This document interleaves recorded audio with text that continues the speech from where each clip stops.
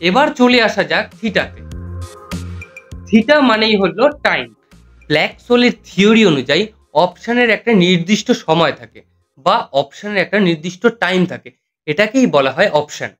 যে প্রিমিয়ামটাকে আমরা পে করি সেটার ভিতরে একটা নির্দিষ্ট টাইম পিরিয়ড আছে। তো এখানে টাইম কিন্তু একটা বড় ফ্যাক্টর। তো আমরা একটা এক্সাম্পল দিই, তাহলে তোমাদের বুঝতে সুবিধা হবে। ধরো অ্যাট দ্য মানির প্রিমিয়াম চলছে ১০০ টাকা। তো ওর মধ্যে কোনো কিন্তু ইন্ট্রান্সিক ভ্যালু নেই। ওর অ্যাকচুয়াল যে রিয়েল ভ্যালু সেটা হওয়ার কথা ছিল কিন্তু 0। অপশনের একটা টাইম পিরিয়ড রয়েছে, পার্টিকুলার একটা টাইম পিরিয়ড রয়েছে। ধরো অপশনের একটা পার্টিকুলার টাইম ধরো ৭ দিন। তো ওর যে টাইম ভ্যালুটা রয়েছে ধরো ১০০ টাকা।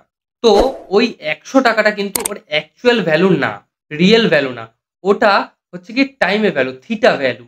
এবারে তুমি ১০০টাকে যদি ৭ দিয়ে ভাগ করো, তাহলে তুমি এক এক দিনের যে ১৪ পয়েন্ট করে যে ধরা রয়েছে প্রিমিয়ামটা ডিকে করার, তাহলে সেটা তুমি ওখানে দেখতে পাবে।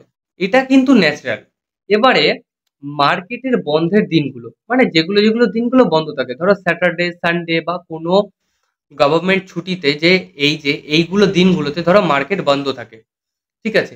এই যে মার্কেট যে বন্ধ থাকে, ঠিক আছে? এই দিনগুলোতে তো সে তার প্রিমিয়ামটাকে ডিকে করতে পারছে না। তো পরবর্তীকালে যেদিন মার্কেট খুলবে, তখন ওই প্রিমিয়ামটা বেশি ডিকে হয়ে যায়। ঠিক আছে? এই যে ইন্ট্রিনসিক ভ্যালু, এটা কিন্তু ইন দ্য মানিতে থাকে।